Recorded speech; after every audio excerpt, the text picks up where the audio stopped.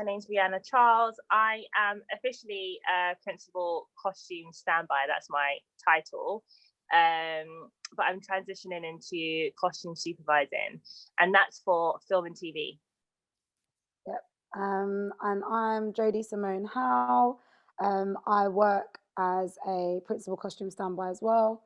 My current project, I'm assistant costume designer, and I also do costume design in short film and music video, as well as dance theatre.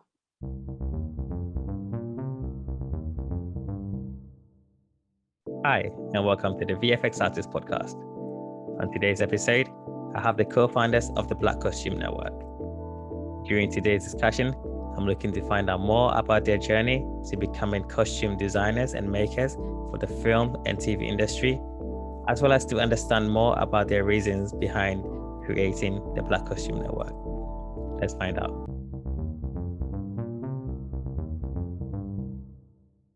Welcome to the show, and I'm very happy to have you guys on. Basically, it's been a while. We've been trying to get this organized, and we're here. But I've been quite excited to talk to you guys just because, yeah, you guys, I think, because we all work in the industry, but you guys, I think from my side anyway, it's very difficult for knowing a lot about what you guys do. I don't know, most of the time you're not in the limelight from my point of view or from my experience anyway. So I really wanted to find out more about you guys, especially also because my wife studied fashion. She did a women's textiles design. So she was quite excited as well to find out more. If that's okay with you guys, can you just introduce yourselves individually and then just let me know what you guys do? Yep. Rhi, I think you should go first. Okay. Hi, my name's Rianna Charles. I am officially a principal costume standby. That's my title. But I'm transitioning into costume supervising, and that's for film and TV. Yep. And I'm Jodie-Simone Howe. I work as a principal costume standby as well. My current project, I'm assistant costume designer, and I also do costume design in short film and music video, as well as dance theatre. All right. Amazing. Can you please like specify what your roles go like? So if you can explain what you basically do on a day-to-day basis, if that's okay, and does what you both do seem to be the same thing, or does it differ? Go on, Jodie-Simone. I love that you went like this, but on my computer you're there. Yeah. Okay, so I'll let Rhi speak about the principal costume standby role, just purely off the basis of we both do that role, but Rhi can speak about that, I think, a lot more than I can at the moment. I'll go through costume design just because that's where I'm kind of maneuvering into a lot more at the moment. Yeah. So every project is completely different. Usually you get sent a script by either the director or producer, and they kind of like, we would love to have you on board this project. Like, please have a look at the script, see if it's something that you're interested in. Once you've got the script, you kind of do like a script breakdown, kind of like have a read of it, kind of start to imagine what the characters are like, who these people are, and then visualize them. And then often you'll kind of create mood boards and send those through to the director. Sometimes the producers are involved in that as well. But then it's kind of a back and forth about and a meeting of minds for what to actually put on screen when it comes to the characters. That's kind of a vague kind of what you're doing as costume design. Sometimes you do costume illustration as well when it comes to the prep and the beginning of it. But currently, as I said, I'm working as an assistant costume designer on a project with an amazing costume designer called Ruka Johnson, who was the costume designer for Rocks, which I don't know if you've seen, but it was amazing. And as an assistant costume designer, essentially your role is to assist the designer in whatever they may need. Sometimes it might be shopping, sometimes it might be fitting, sometimes it might be creating mood boards as well. But essentially you're kind of their like right-hand person to be able to bring their vision to life. On larger projects, there are a couple of costume design assistants. It's not usually just one, but on smaller projects, you kind of usually have one. So yeah, that's kind of, I don't know, vague explanation of what I do. But every day, even in any of those roles, is completely different, and every project is completely different. Because I've genuinely, every project I've done, I learned something completely new on it as well. So yeah, I don't know about what you think, Ree. No, yeah, completely. Yeah, every role is different, and every job's different. As a standby, again, similarly. So from like Jodie-Simone's point, she'll be at the beginning of the project, and I would jump on probably 1 or 2 months, depending on how long the job is. Actually, if it's quite a big movie, maybe a couple of months after setting up. And my role is basically to manage the continuity of the costume that goes on the actor and various actors within the project. So I'm quite late in the process, but I look after the actor. I make sure that they are warm, or like that they're comfortable in their costume. If there's basically a costume has a journey throughout a show, and I work out what that journey is and how it gets from A to B. For example, if there's like a shooting or like a stunt in the show, and there's a progression of a costume getting broken down from start to end. Usually when you're filming, you know this as well, Kofi, you always film out of order. So we might go slap bang in the middle when the costume should be mid broken down. And it's my job to know when that happens. It's my job to also know that I need to have doubles, so that when we go back, that costume's fresh. Or if we jump forward, then it's the most broken down version we can have. And then my day-to-day would involve kind of documenting all of that continuity into some sort of Bible, we call it.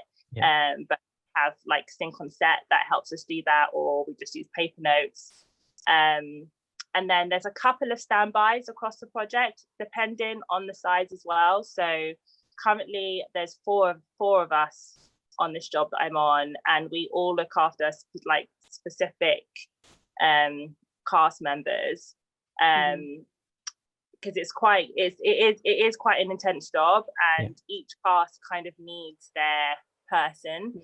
So you're still presser somewhat to a selection of people.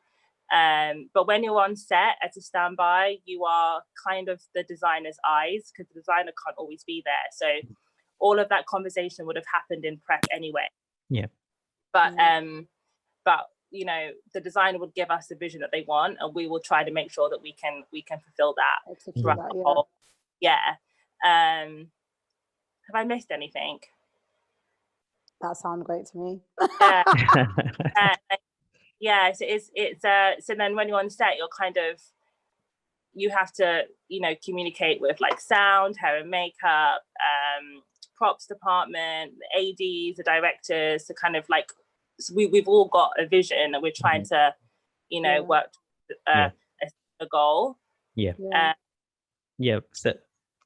I don't know. So is the designer, the main designer, is that chosen by the director or the production, and are they chosen specifically based on, say, maybe their style, or does that sometimes I mean, I think a lot of bigger jobs, designers are chosen because of their past work. And I guess, you know, a lot of the larger jobs, I think there's about 4 designers that seem to do a lot of the larger jobs at the moment, because of their work previously has led them up until that point. So that I think, you know, producers will know that the project will be safe in their hands, especially huge projects. Yeah. But yeah, I think on slightly smaller projects, it definitely is like producers and directors, as well as like, you know, that will kind of be like, okay, actually, I've seen their work previously. Does it work with this? Can we, you know, can we help nurture that? I don't know. I feel like on smaller projects, there can sometimes be a bit more of a collaboration there as well. And like, I think that sometimes it could be a lot more of that person's vision. Yeah. But yeah, but I definitely think it's down to a lot of their past work. But you know, everybody needs a starting place. So sometimes people just take a chance on someone. Okay. Okay. Yeah. So how long have you guys been doing what you're doing?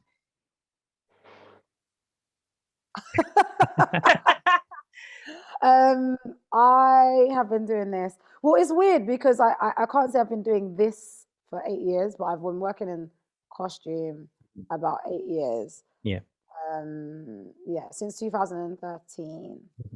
That's why 8 years. Yeah. Yeah. How about you, Ree? So I started in 2014. That's 7 years. Yeah. So I'm assuming you're going to ask the question next, but my route into costume was I did a costume degree, but it was a costume making degree because I didn't even realize that there was such thing as costume standby. I just make clothes. So I did that and I graduated in 2014. But then as soon as I graduated, I went into theatre, and I did like a year and a half of theatre and like opera work.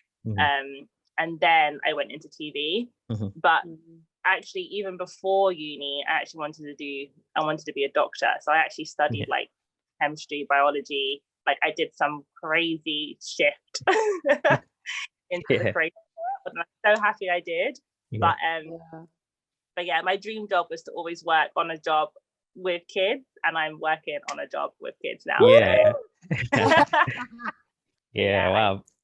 Yeah, no, I wanted to try and connect the two somehow. But so how did you go from like wanting to work in the science, like in a different department to, or career, to then discovering or working in so weird. So basically it started because when I was at college, I was doing a science subject, and on the day that I started college, I was like, oh, I think I need to do something more creative, like as a gap, and subject to do that I wouldn't have to worry too much about. And I just decided to do art. Have never drawn in my life, not a very good painter at all. But I spoke to the art tutor, and she's like, yeah, we can try and make it work with textiles. They'd never had anybody who'd sewn on their course before, but they, when you have that one tutor or teacher who literally just saved your life, this is her. As the ball made this like course work for me, and it was the best thing. And then what happened is that I just ended up getting really good grades in art. And then I thought, maybe I shouldn't be doing science. And I still applied for medicine at Leeds and stuff, but I did the art foundation route. So I went to ended up going to London College of Fashion to do a costume production kind of foundation course, and then I went into drama school, and then I did the costume course there. So how did that come about for you, Jodie-Simone?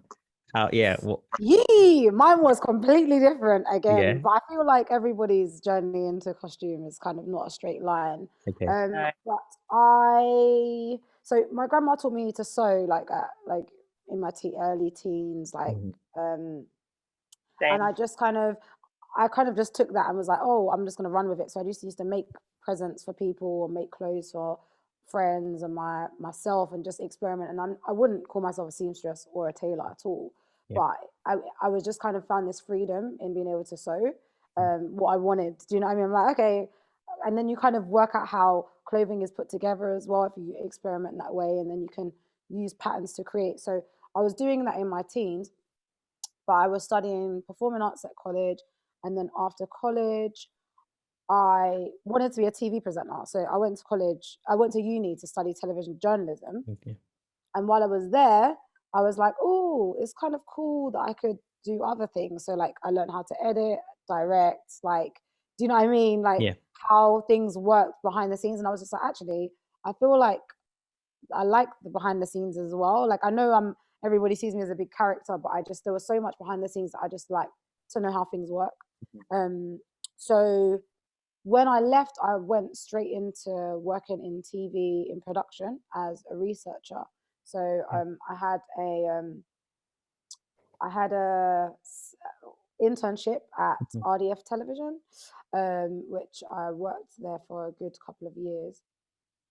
And then I feel like my trajectory kind of went very factual entertainment. A lot of the jobs that I worked on was factual entertainment. And I was kind of like, ooh, this isn't me at all. Like, I was good at it. I was able to get people to be on the shows and do all this. But I was like, I am like, my creativity here is like starting to dwindle. I didn't say this before, but I have been a dancer for most of my life. So I started dancing, doing ballet at the age of 2. Then I moved into like hip hop, African contemporary. So I was doing that alongside the work in TV and production. And about 2.5 years in, I kind of was like, this is not for me. I just need to stop, because I will keep getting jobs, and but I'm just getting further and further away from what I feel like I should be doing. So I basically stopped going to interviews for TV, and I started working as a charity fundraiser on the streets of London, which was probably like, up to this day, the hardest job I've ever done. Oh yeah. Because the rejection, like, but it gives you a very thick skin. So after that, any interview that I went to, I got. But I was luckily given the opportunity to work on Big Brother's Little Brother. Big Brother. By this amazing lady called Angela Ferreira, who at the time was like quite high up in Channel 4. And she basically, my dad's a postman, and she lives on my dad's walk. So she basically, my dad was like her local postie, and my dad was like, oh yeah, my daughter's trying to get into TV. And she was like, oh, tell her to email me. And that's how I got in that way. And I worked on Big Brother's Little Brother. It happened to be the year with the whole racism row, Shilpa Shetty situation, which was very intense for my first way into TV. And I was like, but you were born to be in those I was places. just like, you know, like I feel like you learn so much in those sort of spaces, in those environments.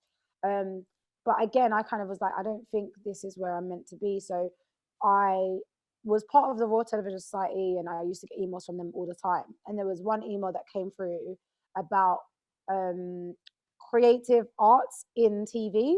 And I was like, oh, maybe it's a way I can find to meld the arts with my degree.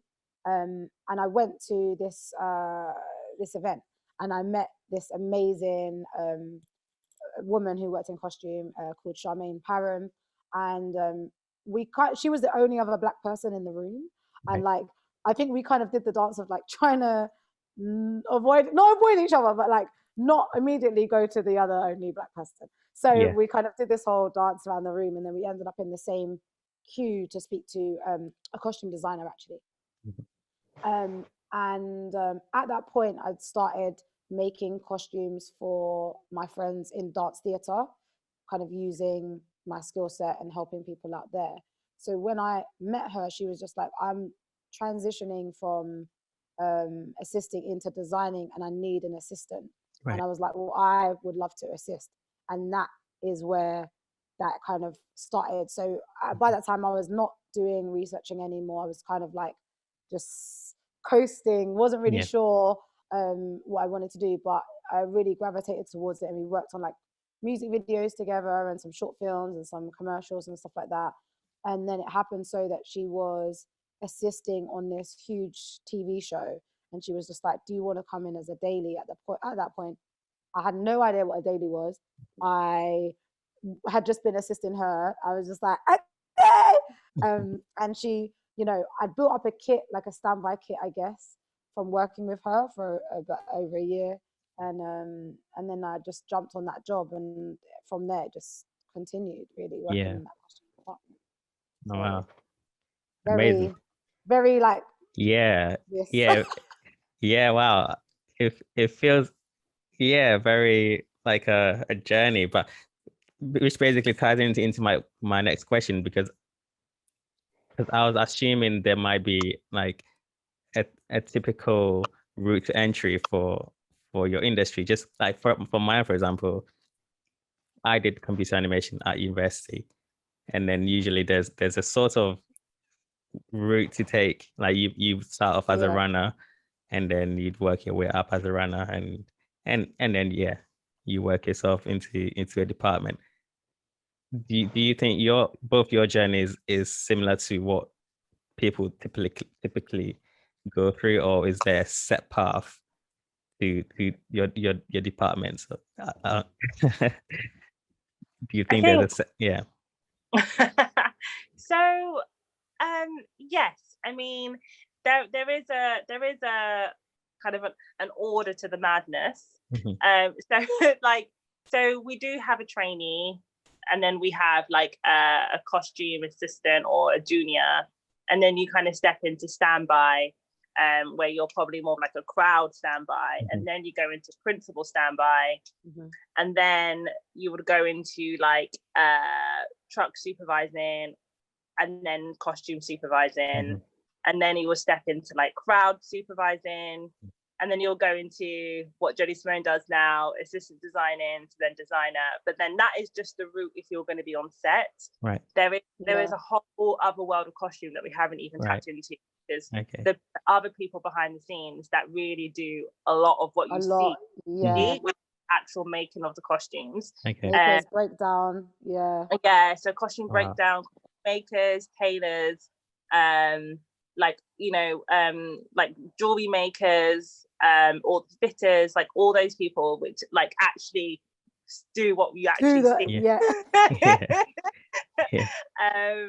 So that's a whole other world, and they also have a journey of like trainee tailors. Then you can have like the head cutter, or and you know, the supervisor then manages that whole kind of network as well. So typically you would come into it as a trainee, but then there are trainees that just want to end at standby, but then there's also trainees that want to be a designer. So it's kind of I definitely think I agree with you, Rhea. I think there is definitely like a way to do it, traditional way of doing it. But I find that I have found specifically like a lot of people of color, especially, have gone in at very different routes. To the other people that I've spoken to, you know, I know a lot of designers who transitioned from fashion, and they were never a standby. They transitioned from fashion into TV and film, straight into design, or straight in as a supervisor or assistant designer, and then worked up that way. You know, if you have studied tailoring, again, it might be an easier transition from tailoring on Savile Row to tailoring in film, because, you know, it's very similar. You know, a lot of people who do illustration can transition into costume illustration. Right. Textile. Into textile. So I feel like there is very, very different routes. But the typical way is, as Rihanna said, you know, you come in as a trainee and la. But I guess in my way, as Rhea said, when you kind of get in as a crowd standby, and I came straight in from assisting a designer into crowd standby. So I kind of skipped over the trainee situation. But when I was working in production, I was a runner for, like, do you know what I mean, 6 months before I went in as a researcher. So I think it's you know, you have that meeting of skills as well. And I think a lot of for the on-set crew especially, a lot of the skills also have to do with like how you deal with people, because as a standby, if you're not good with people, your job is going to be very difficult, you know. But definitely, I personally feel like, you know, people who are studying fashion probably don't think about TV or film or costume as a career, but there's so many transferable skills that would work well in the costume industry if you studied fashion. It's very different, I think, but I definitely think that there's transferable skills, and I think it's a career that some people don't think about, because I think fashion feels very glitz and glam, and costume not so much. But actually, I think that there's a lot of wealth in costume as well. So just to give you guys some credit, could you just tell us some of the films that you've worked on and been part of? Oh gosh. I rarely work on film, let me just say that.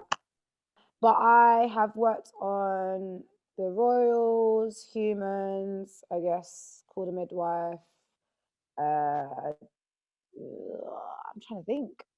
You know, it's like hard when you get it's actually hard, man. Small Axe. Yeah, I was gonna say Small Axe. Sorry. You know, people are gonna be upset. They're gonna be like, you didn't even say the thing. I worked on Hannah recently. Hannah too? Hannah, yeah, it's season 3 for Amazon. Oh, cool. I worked on season 2. Oh, yeah. And I've gone blank, but yeah, of course. but I've worked on stuff. Yay.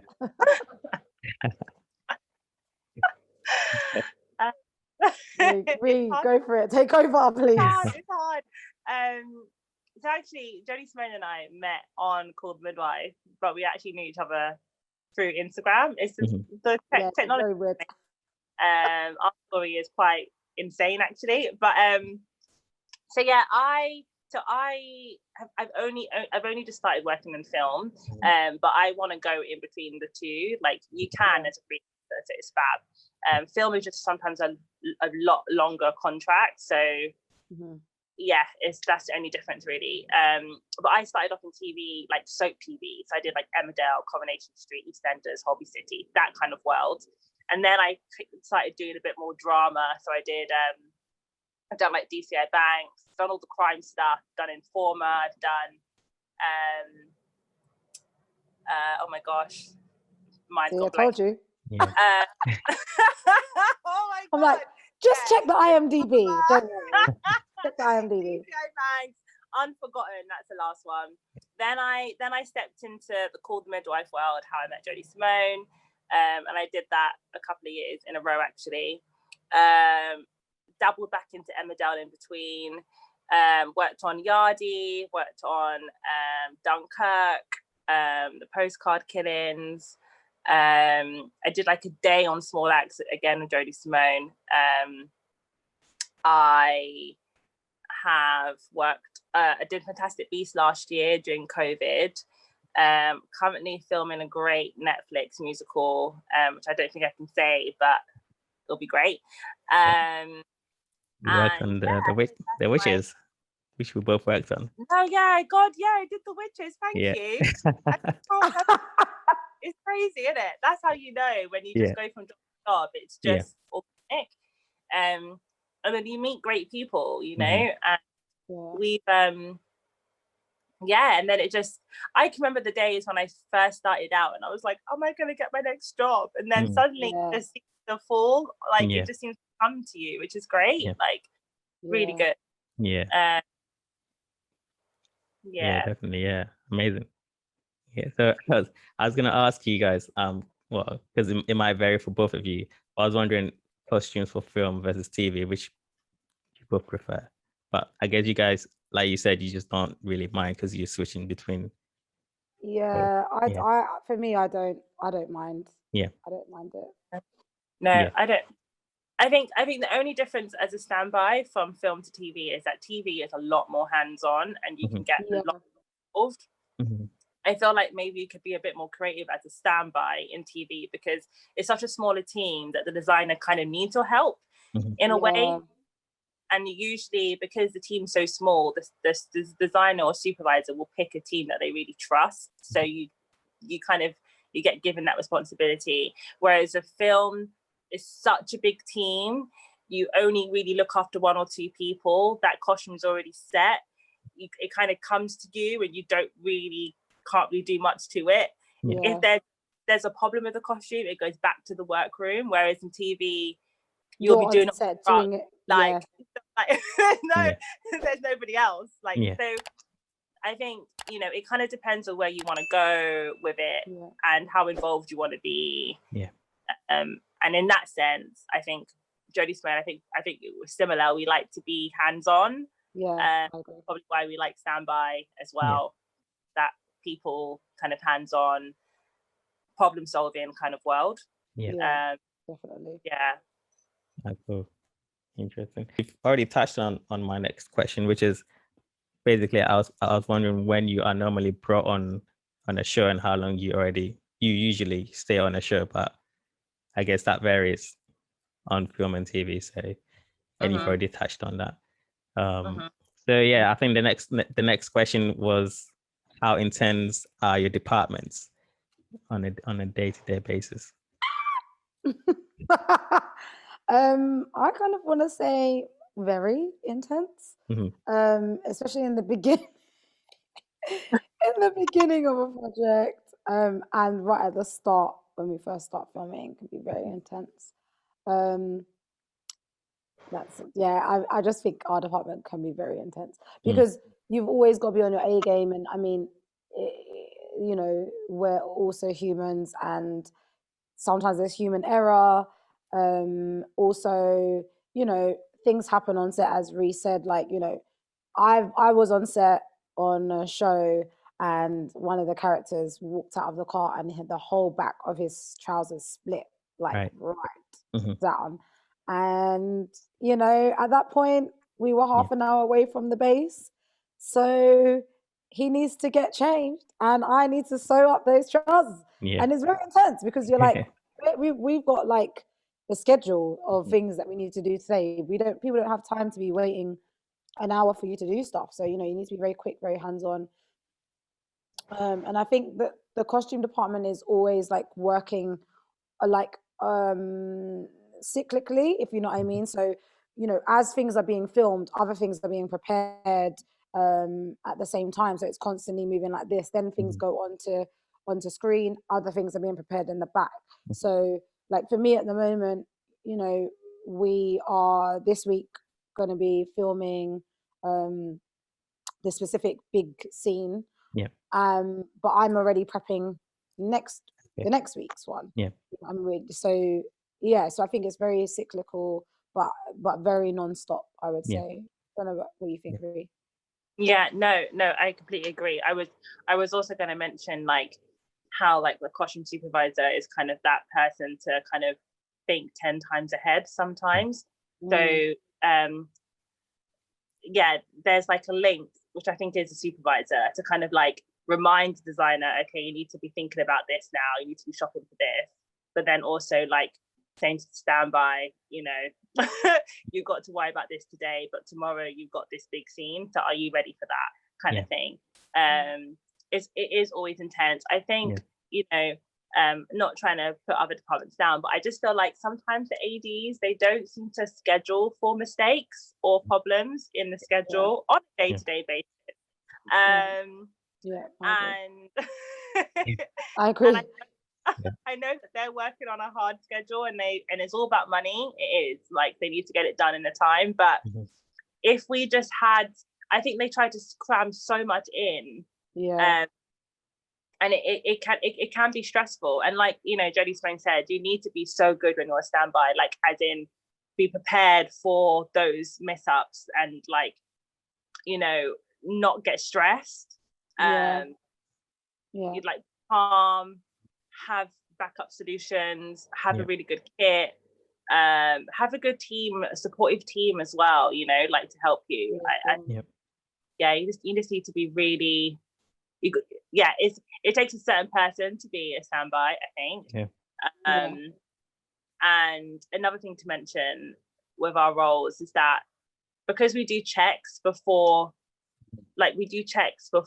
they perform, we have to, like, we're the last person that they see. So our energy needs to be really on form. Right. Usually both of us will have radios on and we can hear all the stuff going on, but we cannot transfer that energy to the cast because they need to like probably go and cry now in their seat or be angry or whatever. So there's quite a lot to manage. I feel like we need counselors sometimes. No, but actually, because it is a lot. I think you're so right, Ree. Like, we are the last people that, as a standby, you're the last person the actor interacts with before they start performing.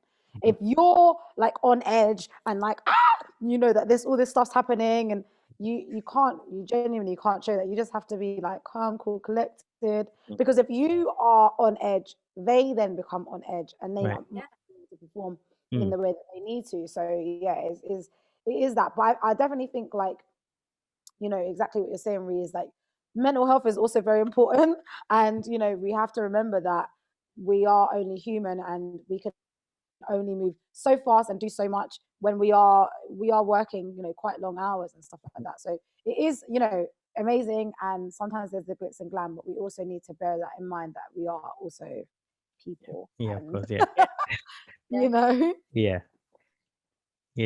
On a day-to-day basis, how much time do you spend either creating costumes from scratch or altering existing ones?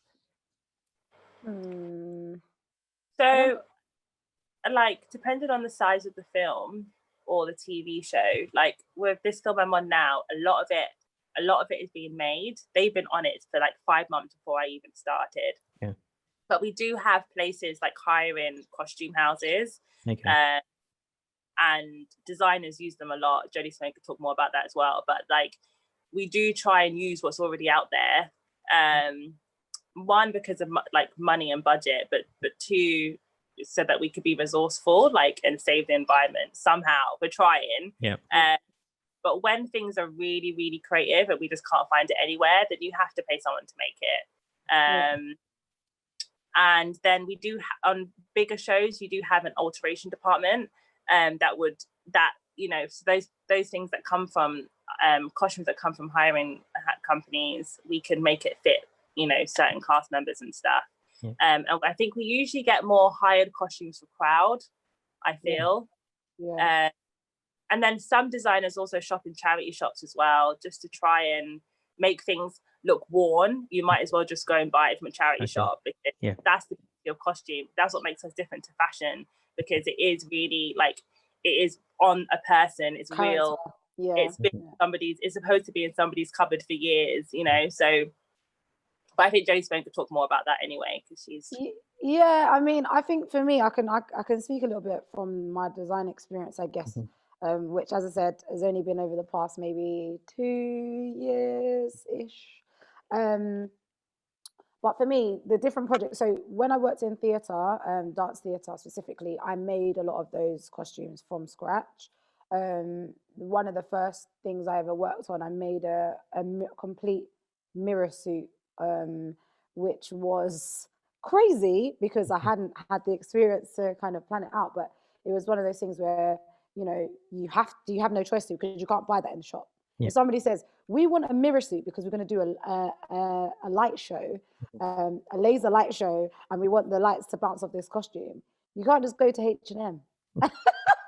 You know what I mean? It's like, you know what I mean? So it's like, you have to think and make stuff. And I mean, I worked on a really cool music video for Rally Ritchie called Aristocrats, which got nominated for a UK Music Video Award, but we lost to Beyonce. So We're not going to talk about that. We're not going to talk about that. But yeah, on that video, it was like it was 7 periods, like a family photo, basically, that moved through 7 different periods, and a lot of that was hired. But then, we had to do like alterations. Some of it we had to create and make. A lot of for the punk section, a lot of that was purchased. We went to Camden. We were altering stuff, painting jackets. So I definitely think it's different projects. If it's something that's quite contemporary, a lot of the time is a lot of buying. But for example, the project that I'm on now, a lot of it is contemporary, so we're buying a lot of things. But there is the thing of also stunts. So we need repeats, and sometimes, if you go to, for example, a charity shop, as Ree said, and shop there, you might find the exact thing that you need, but there's not going to be doubles for them to have repeats, and their stunt doubles and their driving doubles to have repeats. So then it might be that you use that as a template for a tailor or a seamstress to make that for you. So I definitely think it depends on the project, but I think usually it's a balance of the two. Because I don't think you can buy everything. There's always going to have to be some form of alteration, because it might be that, you get something that is like the perfect color, but then when the artist or actor puts it on, it's just like, this doesn't fit the way I need it to fit. So you're cutting bits and sewing, and you know what I mean? So I definitely think it depends on the project, but a lot of the time I think it's both. I think you can buy, but you also need to do alterations and making as well. Yeah. So what usually happens with costumes after a show? Are they archived or they sold on? Really? Yeah. So a lot of the time they are archived. So I mean, for example, on Call the Midwife, we have a section in Angels, which is a hiring and making company, where we just store all of our costumes so that other period shows can't use them. Because another actual issue that some designers come across is you're not sharing costumes between different shows, and everyone goes, "Oh, I saw that on The Crown," and it's like, "Did you?" So that really helps other designers when they're pulling in hiring, like that, don't use that because that's been seen somewhere else. A lot of the time we do things like a costume sale, which is great. Costumes that never got worn, and then all the crew can just buy, and money goes back into the system somehow. The budget.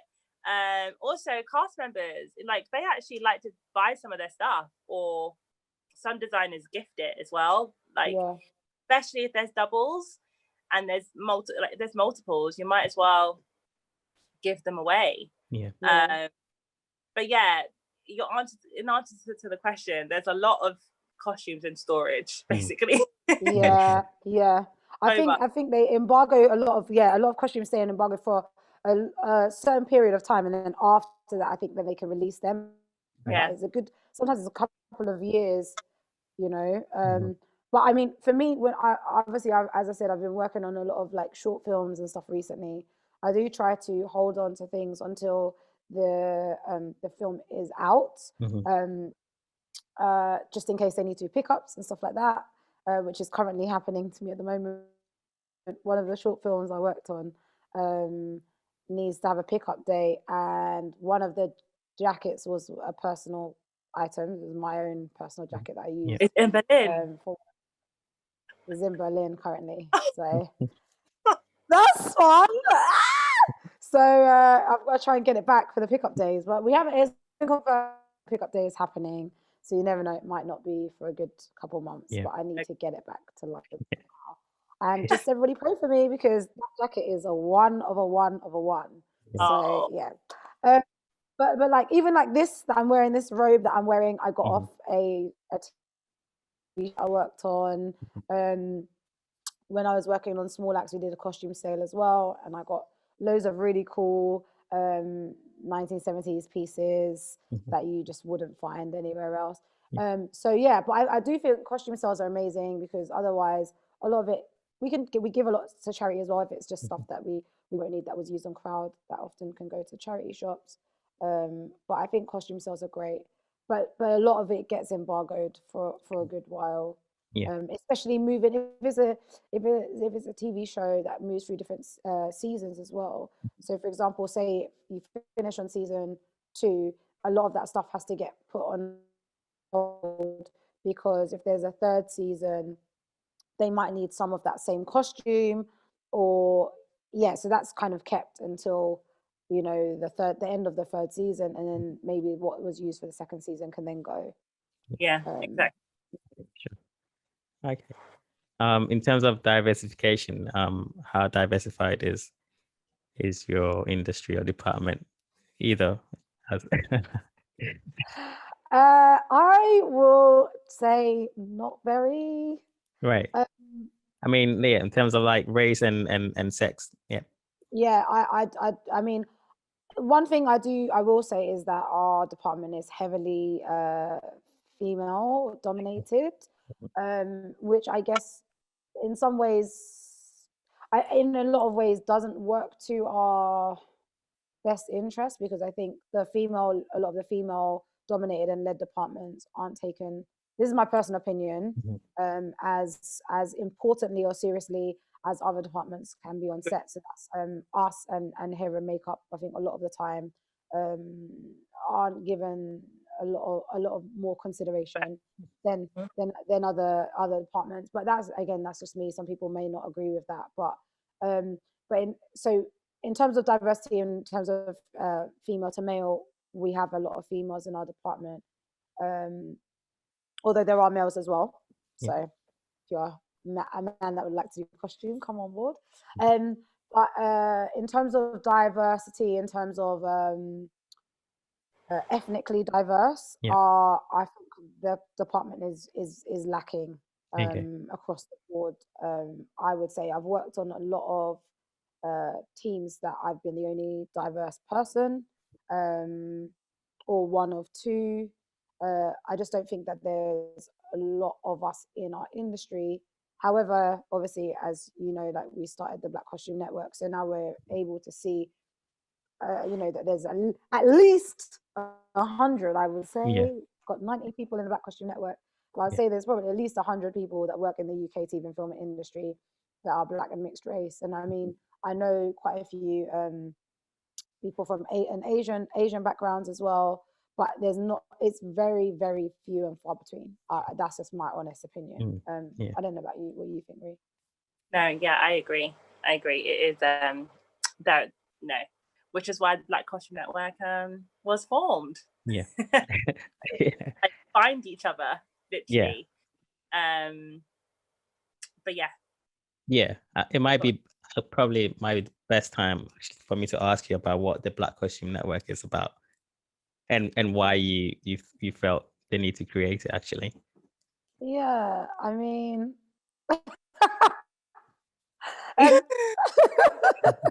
I don't know. Okay, so for the longest time, it's actually our first birthday today. I don't know when this is going to go out, but it's the Black Costume Network's first birthday today. A year ago, on the 13th of June, we first started the WhatsApp group, which had under 20 people in it.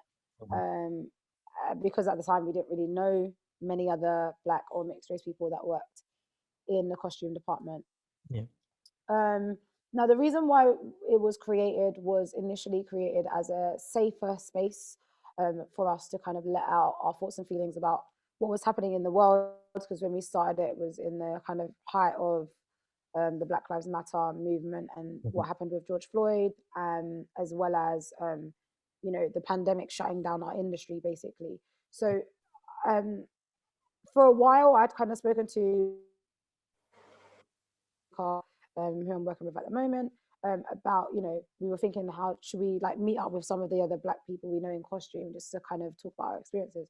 But I think at that point it was just like, no, we need to do this now. Like, it just kind of felt a bit more urgent, because I kind of felt like I was seeing a lot of people on social media that were saying stuff, or I was things up on my social media, and I was very, very vocal with my feelings about what's happening at the time. And a lot of people were DMing me and saying, I agree, but they didn't feel comfortable or safe to put those thoughts or feelings on their social media. So I just thought, let's create a safe space where we can just talk and openly about our experiences. And, we held a Zoom on like the 17th of June last year, and there was maybe like 22 to 25 of us. There wasn't that many. Well, actually, for us, that was like, oh my God, there's more than 20 people. We couldn't believe it. It was actually really emotional. Yeah, it was emotional. I definitely cried. Like, oh my God. I definitely cried. Where have they been all our lives? Like, literally. Where have you been? Like last 6 years at that point, or 7 years of our costume career, we hadn't known these people. We couldn't believe it. So and then people were sharing stories of their experiences, like good and bad in the industry, but it felt very cathartic to share that space with people who kind of look like you and share similar experiences. And I wouldn't say that we're not a monolith, as like all Black people, we're not one, like just because we've all come from different walks of life, different experiences, different heritage, but I just think there's that common ground, and I feel like that community spirit is something that a lot of us have had within our heritage and our lineage for years. And I feel like oftentimes when you're classed as the minority, even though we are the global majority, in these spaces, when you're the minority, often the community is quite fragmented. So, a lot of the time we were kind of, people in our industry were pitted against each other, or it's like, oh, well, there's only going to be one, we can only have one, so it was like, now we've moved from a space of, I guess, lack to a space of abundance and community. And like, today we can sit here, me and Rian sit here and say that we've got 90 people in the Black Costume Network, and that is all encompassing. The designers, supervisors, tailors, jewelry makers, workwear, dyers, standbys, trainees, like leather workers, all encompassing. And it is the most beautiful thing to see and support, being able to support each other and know that if anything does happen, you have 89 people behind you, whereas before we kind of were in these spaces alone, so it as I say, it's one of those things I think that's quite overwhelming. I think it's important. I know there's a shift in our industry as well, because sometimes, although I was the only diverse person on my team, there might have been one other person in another department, and I'm seeing on sets more that there's more diversity, more women in male-led departments. I've seen a lot of like female sparks and female sound and camera, and I've seen a lot of diverse people, like from all walks of life. Even like for example with different like disabilities and just diverse in general. And I think what I would just like to say before I hand over to Ree is that the Black Costume Network, yes, we amplify the voices of Black and mixed race costumers, but we are here to stand for diversity within our industry, full stop. You know what I mean? We can obviously only speak from our experience, but I think, when people say like, if you lift the people who I guess are seen sometimes at the bottom, then everybody else is also blessed. Do you know what I mean? So I think by us amplifying our voices, we're also able to help amplify other people who are minority as well in this industry. So, but yeah, I'll hand over to Ree as well. Who's like, I couldn't have done this without Rihanna. Like, honestly, like I just couldn't have done it. We basically, it's a job. It's a second job we've taken on that we didn't think was going to be a job, So yeah, I'll hand over to Ree to continue. No, thanks, Jodie-Simone. Well, the founder down here is amazing. No, but I literally just to echo everything that she had said, but I think to kind of talk about how the Black Costume Network is functioning now, which we didn't know it was going to function. It is kind of like an agency, which is where the whole second job type thing comes into it. Okay. So it's now become a great place for networking. So, you know, like all these 90 people didn't know about each other. Now they're hiring each other, and we're getting out there and we are owning these spaces, and we've got a fully diverse team. That's one great thing. Two, we've got producers approaching us looking for designers. Okay. And these opportunities wouldn't have been given to us before, not so easily. I mean, we do have a long way to go, but they are coming to us. They do want a Black leader in their team, so we are trying to help them in getting diversity at the top. A lot of the time, a lot of people come to us looking for trainees, and we're like, hey, we've got all these other people instead. So I think that's also the great thing about the network is we've got loads of people in leadership in the group. So we kind of run a job post system, and producers and HODs will come to us, and then we would send out a job post to the rest of the network, and then basically getting people work. And like we said, it was our birthday today, and everybody on the network was busy working, which is great. Had people that have come over here from overseas, and they've just gotten a job like straight away. And I think, I'm not saying it's not all just down to the BCN. I think obviously there's been a shift this whole year and last year in people realizing that there was a problem. The problem's been here for ages, but now we've got a platform to speak about it. But I think it's just booming, and people are getting work. And you know, it would be lovely for the Black Costume Network not really having to be here in 10 years time, because everyone knows each other, and we're just in. We don't need a job posting system. It would just remain a network for us, and like a great place for us to have our resources. So yeah, that's our vision. And on top of that, well, which is why we're here doing this podcast, is we want to go into schools, and we want to get the young people to know that there is a place for them, and eventually when they get there, it will be safe. Like, want it to be a safe space for them. We don't want them to go all the rubbish that we are going through now. And so we do hold school talks, and our aim really is to get to the kids before college, because we find that in the colleges there's not many diverse kids. So the issue way before then, we need to get them before they decide their A levels, before they go to uni. And also, I think another thing is, like, again, the exposure. You know, lots of fashion designers don't know about costume the same way. You know, my parents didn't know about costume, so they wouldn't have told me that I could do that. So also getting to the parents and the guardians, and kind of like telling them, hey, you know, if you've got a creative child, like there's so much they can do. Like, don't tell them they can't do it and there's no money in it, because there's people making a lot of money in this industry. Money made. And obviously money's not everything, but I think, you know, culturally for us, you know, our grandparents or parents come here, they want the best for their kids, and they get kind of worried when they step into a creative world, because it's seen as a struggle. But yeah, we're just trying to make the space for them, paving the way for the younger generation to just come in easily, you know. 100%. Yeah, definitely.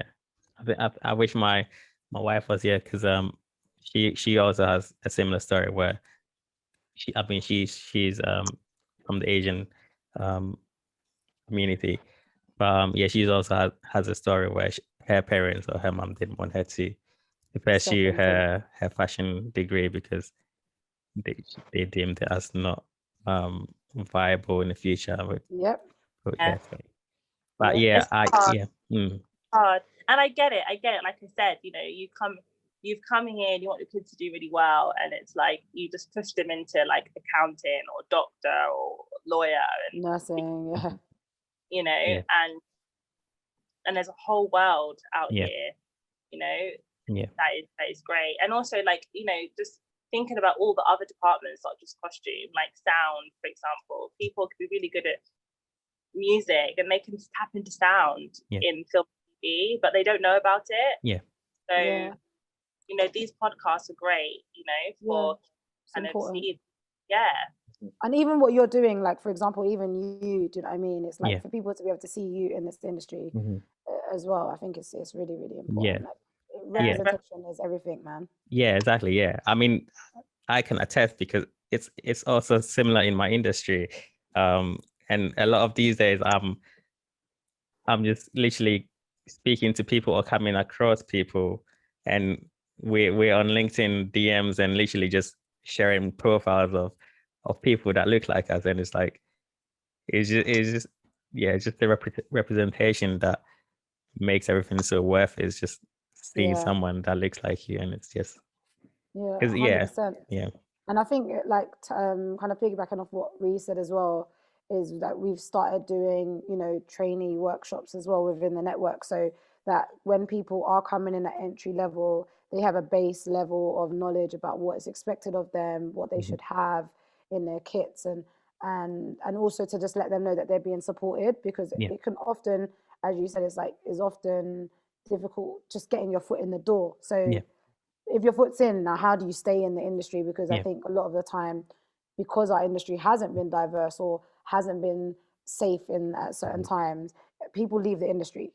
So they come in, they're like, woo, I don't think I belong here. So I'm just gonna, you know, like that Homer meme when he just steps into the bush, like I think genuinely, and I mean, even at one point I was just like, I don't know, is this for me? You know, and I genuinely, I'm very proud of every single person who has stayed within this industry and been able to make a footing. And I'm also proud of the people who were here before me and Ree even got into this industry and was able to like stay there, you know what I mean, and make waves and put up with a lot of the nonsense that was happening in order for us to be able to come in, you know, because if they weren't there, we wouldn't even exist. Do you know what I mean? I think it's very important, very, very important to acknowledge that as well. I think you guys are doing amazing things. It's great. You too. Thank you. My next question is what do fashion designers think about you guys, or vice versa? I mean, do you know what? Sometimes I wonder if like they're fully aware of us. But I know that recently there's been a whole uproar with what happened with Cruella. I'm not sure if you guys have heard, but yeah, about like, but a lot of the time as well, I think vice versa. I could obviously speak for costume.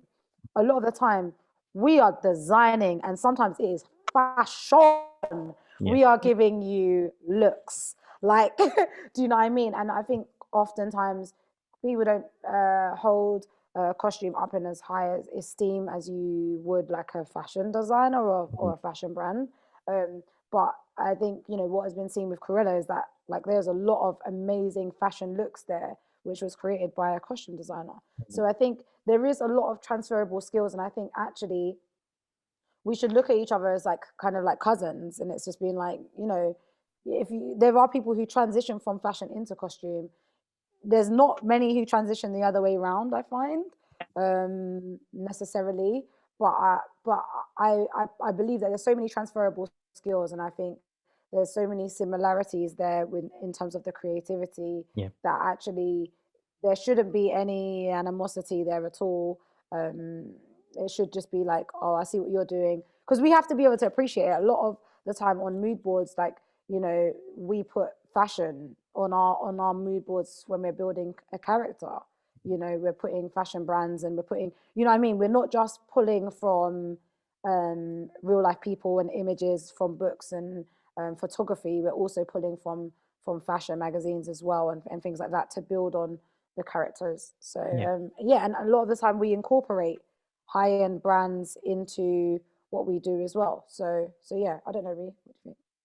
Yeah, no, actually, that's a good point. You said sometimes you could what's the word, when you're kind of, when you email some brands and they kind of like help you out and they loan some of their PR, yeah, that's it. My mind went blank. But yeah, there's a connection there, you know, and I think I agree with you. We're just like cousins. Yeah. Yeah, I don't have anything more to say on that one. Yeah.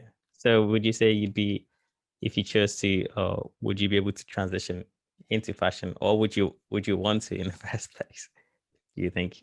I wouldn't, like, I feel like I do love where I'm at in costume. I think that fashion can sometimes feel a little bit restricting in areas. This is my personal opinion. Whereas I think in costume, you know, you're you know, if you're building in a world that doesn't actually exist, you're able to really fully create. But as I said, you know, we do take a lot of inspiration from red fashion as well. But I personally wouldn't want to transition into fashion as an industry. I don't think it's well paid enough, especially at the bottom. If you're starting, I feel like the costume industry feels like it's a lot more well paid. And I think even though the TV and film industry has its problems, I personally feel like some of the working environments are a bit more safe than fashion, from my personal experience. Anyway. Yeah, cool. Yeah, so my next question is, does one need a fashion degree to be a costume designer for film and TV? Is it? Yeah. Nope. Yeah. I don't even know if there's anything else that needs to be said of that. I guess it's just. Yeah. So what's your best show to date for either of you? Ooh. Do you know what? I don't know if we're going to get in trouble for saying, like, I don't know. Okay, sure. I mean, I think I've had different favorites for different reasons. Like, I really enjoyed working on Blue Story, even though it was mad. Okay. I think every single one of the projects I've designed, like, a lot of them haven't come out yet, which is like, sure. I would love to be like, oh my God, this, but for me, I think one of the things that was career changing, I think for me, was working on Small Axe, which was like insane for me to be able to be on a project like that was kind of about my own heritage in a way. You know, working on a set with so many amazing Black British actors and actresses, being able to watch Steve McQueen in action, you know, being able to work with like Lisa Duncan as a designer, and see so many more diverse people on set. Like, it was just one of the most like beautiful, crazy experiences. I'm not gonna lie, it was not an easy job to do, but it was beautiful. And I think I made lifelong friends on that job. Yeah. As well as when I worked on Call the Midwife and I met Rihanna for the first time. But yeah, like, I mean, as I said, like, so that in terms of like TV, film, those jobs, but I think for me personally, the Rally Ritchie video that I did, I think for me, like, always stands in my mind and in my heart as like a video that I really pushed myself to my limits, and I'd never designed in period costume before. And I think a lot of the time as well, it's very rare that Black people work in period costume. So, and the fact that it was a music video allowed me a bit more creative scope and not have to like fully, obviously I wanted everything to be period correct, but I was able to like be like, okay, do you know what?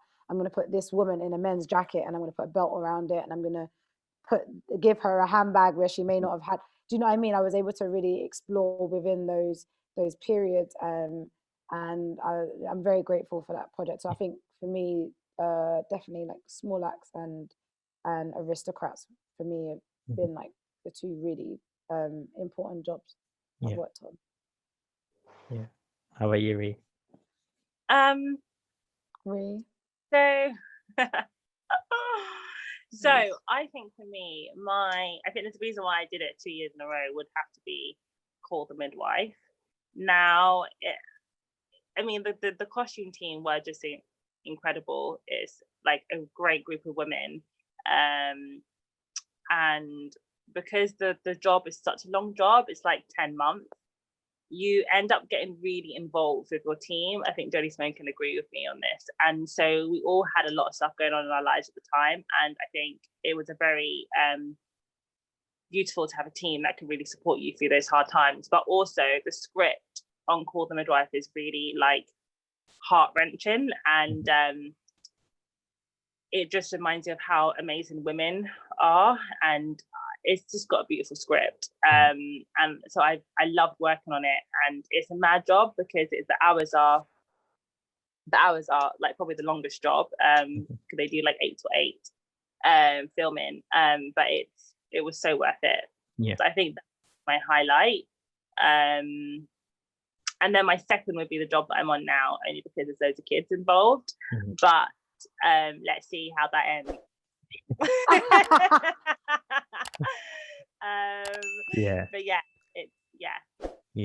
so I don't know how to put it.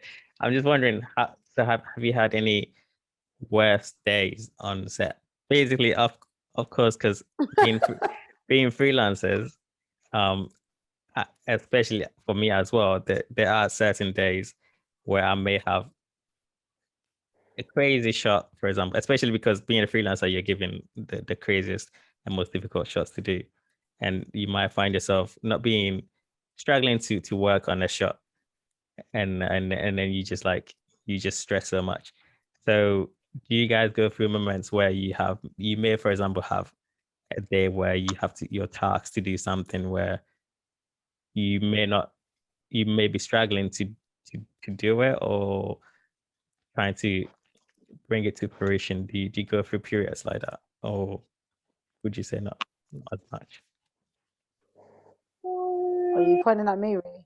I was, yeah, because I was like, oh my gosh, there's like almost every day. Yeah.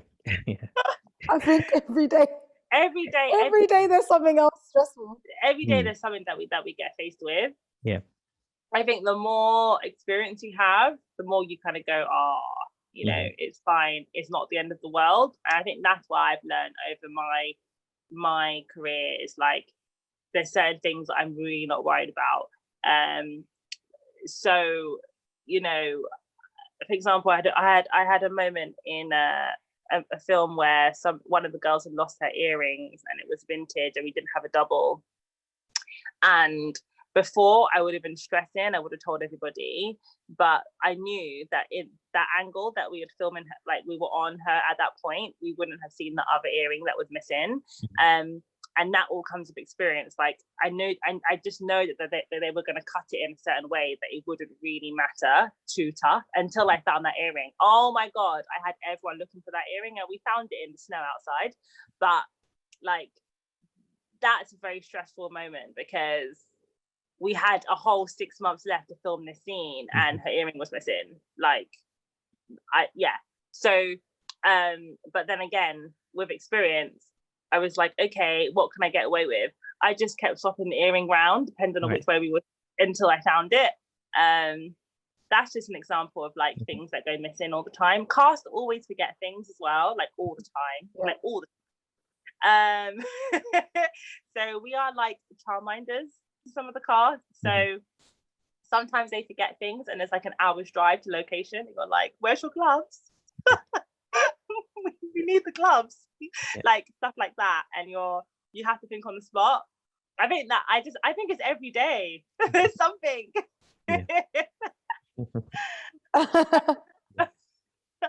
Yeah. Yeah, sure. Okay. So yeah, I agree. I just think every day there's something. Oh yeah, okay. So yeah, assuming that you have to be very involved on a show till it wraps up. How do you manage being always on the move through different studios or countries?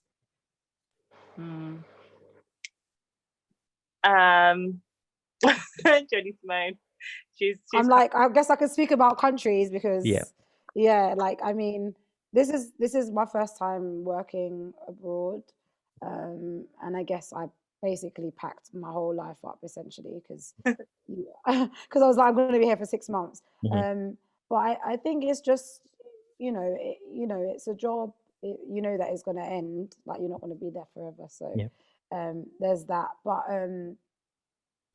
oftentimes as well, as a standby, you don't necessarily come at the start, and you don't finish right through to the end. Sometimes you leave before they finish wrap as well. So yeah, but I definitely think that being able to travel for your job is definitely a blessing, because you get to, majority of the time, have weekends off where you can explore as well. And it's always nice to just, venture out in new spaces and places. So yeah. Do you feel like this affects relationships? Like how do you guys, I didn't plan for this, but how do you guys manage your relationship? He was just like, let me throw West Fana. Do you know what? Yeah, actually, I'll jump in before Ree, because I know that Ree's gonna have a lot to say, I guess, on this. But I would definitely say that, like, it is, you have to find, it's like sirens outside. You have to find that work-life balance, and sometimes you have to know that unfortunately you may miss things. Like, you may miss someone's really important birthday. You may miss certain events, but also it is a job, and if you've got to go, like I unfortunately had to go to a funeral, and I had to be there. I had to be at this funeral. So it's just like, either, sometimes when something's really important, you're just like, well, if I'm going to get sacked, I've just got to go with it, because I have to be there. So and a lot of the time I think there's a fear of being able to say, oh, I need the day off. But actually, if you need the day off, you need to tell people you need the day off, but the hours you work are crazy and long. And I think if you don't have a partner or friends and family that understand that, it can be quite difficult for you.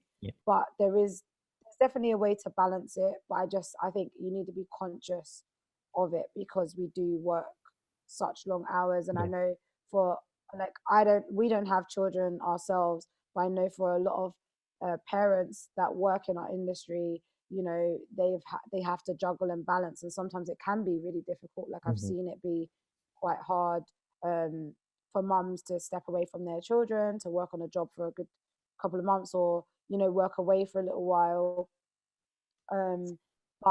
But we know that there's a balance, and it's like, the good thing about our industry, especially being a freelancer, is that you can work a long job for 6 months, for example, and then take 2 months off, because you want to spend that time with your family. Or now I think they're introducing a lot more like job sharing as well for mums, which is, I think, amazing and necessary, because I think sometimes our industry isn't that accommodating to parents, especially mums, but just in general, actually, because even men, like, do you know what I mean? I'm sure yourself, like, so I think parents, our industry isn't that accommodating for parents, but I think now that they're doing more job sharing, and I think people are speaking out a bit more about it, I think we're able to find some sort of like middle ground. But I don't know what you think, Ree.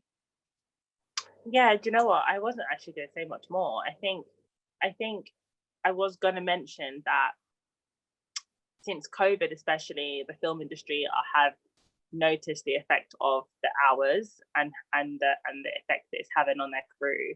And I don't know what's going to happen in the future, but I do feel like there is a form of, like, there's like a penalty that's now coming with overtime.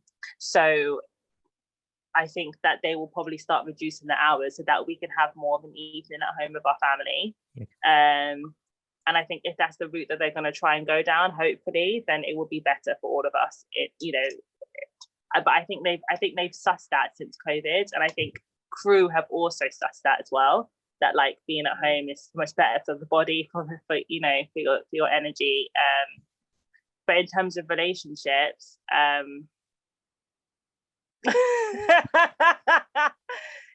It's difficult to juggle it. I definitely think it's difficult to juggle it if you don't have somebody that works in the industry. Like, we are like partners. Like, yeah, she's like my other half. I speak to her every day. So I mean, long hours. Yeah, long hours. I can imagine. It's just crazy. It takes it. For us, it would take like a real rare person to understand our. Thing is as well, it's like we don't just do our job, we do the BCN. We also like do other things. We're part of other networks and other things. Yeah. So it's a daily struggle. Yeah, sure, yeah. But it's a fun one when you've got a partner. Right? Yeah. Just a quick question. I'm just, because you guys are freelancers, I'm just wondering, so say for example for my industry, I'm a freelancer, and then there are other people that work in studios full time. So do you guys have something similar where, say for example, someone couldn't freelance, they could be full-time costume designer for a specific studio that as an employee? Yeah. So a lot of the time that's for shows that are just continuously running. So it would be like soaps, for example. They have hired like employees. I think Jodie-Simone's just gone. Yeah, hired employees that would kind of just run the course of that job, because that's like 30 years, 40 years in the industry, like BBC, ITV, that kind of stuff. Yeah. Whereas we're kind of in the drama side of things, so our contracts are a lot shorter, so it doesn't really work for us.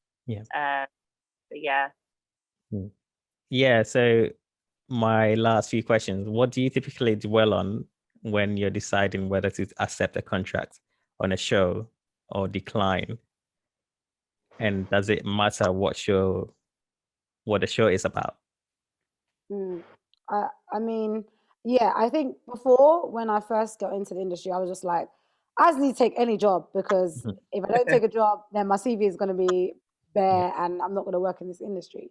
But I think now, I guess, and this comes with experience, now I'm very particular about what jobs I take. If the story or the cast is not diverse, I don't want to be on the job like anymore. If there's a lot of stereotyping, I won't be on the job. And for me, a lot of the design projects I have taken, I've specifically, I'm trying to map out a career that specifically places people of color, LGBTQ+, and diverse people from diverse backgrounds in a positive light, humanizes them, and doesn't highlight stereotypes. Because stereotypes don't come from anywhere. They exist within the fabric of society. But I think a lot of the time, when it comes to specifically Black people, stereotypes are used a lot, and I think we've passed that stage now. And there's so many untold stories of just people being people that I think we need to see more of that, and that's what I want to do, and I'm willing to turn down work for that. You know what I mean? If somebody sends me a script and it doesn't align with any of those things, I'd rather not work. Do you know? I think it's too important now. I really do, and I know, but not everyone's going to feel the same. Sometimes you've got to do jobs for money, but I think most importantly now, anything that I do as a designer, I need it to align with my beliefs, and I'm really strong behind that. But I think that could be a good thing as well, because then the junior that might be starting could potentially pick up what you've declined to work and I agree. I mean, I had a talk with an agent about potentially like signing with them, and I just said, like, I'm not going to be a cash cow for you, unfortunately. you're not going to be able to put me up for any old job because if it doesn't align with what I think and feel, then I will turn it down. And I know that's a risky thing to say, especially in the position I'm in, but a lot of the projects that I've worked on have been so high quality and have not included stereotypes and have really highlighted human stories from diverse experiences and diverse voices. And I just think I just want to be part of that change, you know. So yeah. And if I'm working as a standby, I basically just I need the cast to be diverse. I don't want to be on a project if it's not a diverse cast anymore. And that doesn't mean, you know, it needs to be all Black people or all Asian, or do you know what I mean? I just think, you know, I want to be on a cast, looking after cast members that are from all walks of life, because I think it adds so much to your work experience. You learn so you learn so much, and also to the show, you know. I think, you know, what we want to see on our screens, we want things to be reflective of the world that we're living in, and the world that we're living in is diverse. Yeah, agreed. Agreed. I think Jodie-Simone said agreed. Okay. So just to finish up, what advice would you give to anyone wanting to do what you guys do? Oh, we both smiled at the same time. We're so lame. I do you know what? I would definitely just say go for it. Like, reach out to people. Come find us. Come and find us. Genuinely, come and find us. Like, you know, but do it. I think the thing is, I personally think at least try it. If it's not for you, then at least, you know, you can come out of it saying, you know, I attempted. But I think don't let fear stop you from going into the industry, because, you know, it isn't, as I guess, especially if you're from a diverse background. I think when you step into industries that aren't very diverse, and often sometimes you can feel ostracized or not like you're part of the work, the work community. I don't know. Sometimes you just don't feel fully at home, but make yourself at home there. Like, make yourself at home. And I just think what we do is really important. Actually, we're not, as people always say in our industry, we're not saving lives.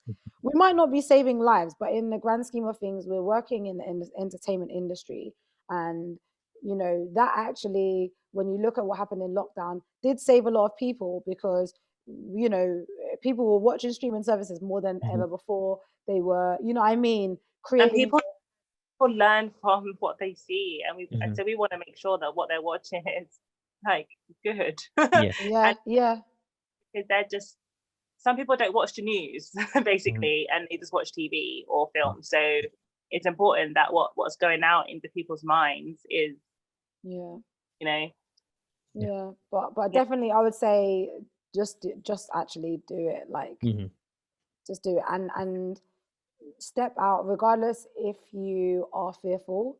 Step out on it anyway. Do you know what I mean? Step out with fear being there, and reach out to people. I think, because often, sometimes, I think, especially when you're a freelancer, essentially you're one of one, you know. But I think with our industry, it is definitely about networking. And I know, like, I get messages from people saying, "Oh, I'm just gonna graduate soon, and like, I'd love to learn a bit more about the industry." And oftentimes I'm crazy busy, and I would love for them to jump on a job with me. But, you know what I mean? But also I can be able to be like, okay, why don't you try this, or look into this, or, you know what I mean? I think it's definitely important to reach out. But I feel like if it's something that you want to do, like, don't let anything or anyone stop you from doing it. I'm echoing what she said. I think reaching out is definitely the most important thing, and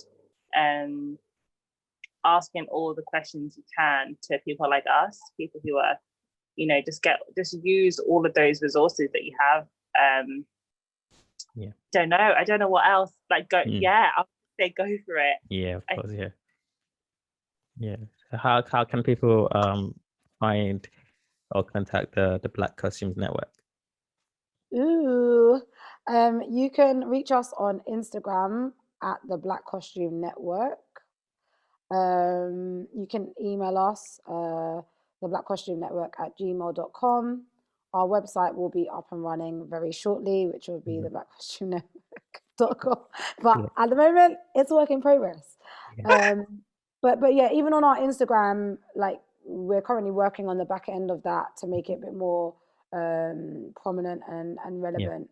We haven't got much up there, but if you do go to our Instagram, you can find the little button that says email. You click on that, you can just send us an email. If not an email, send us a DM. But we'd love to hear from anyone and everyone that's interested in costume in general and interested in what we're doing at the Black Costume Network as well. Yeah, amazing. I saw that John Boyega follows you guys. Ooh, John, yes, JB. Yeah, no, do you know what? Yeah, John he's another amazing guy. I met him working on Small Acts, and he also does school talks as well, especially in diverse areas. I know he did a lot in South London as well, and it was just we kind of were on the same page with regards to like getting more people from diverse backgrounds into film and TV.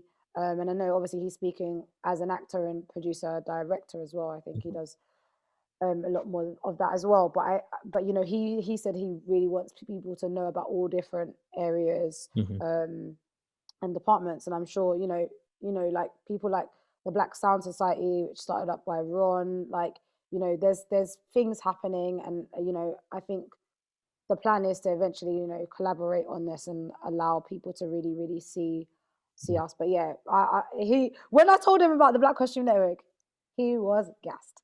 So, he was just like, how can I go? Yeah. So, but obviously he's a very busy guy, so hopefully we can connect and collaborate on some things moving forward. Yeah, of course. Yeah. Well, amazing. Thank you so much for sharing your amazing journey. It's just incredible.